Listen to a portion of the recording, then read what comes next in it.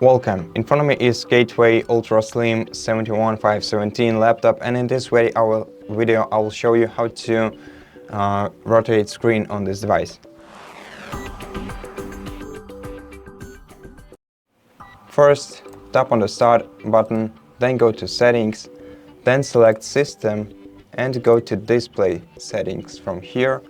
Now, here select Expand the list of display orientations and then select any orientation that you like. For example, if I select portrait, I'll have 15 seconds to keep these changes or revert them. If I don't keep changes, they will be automatically reverted.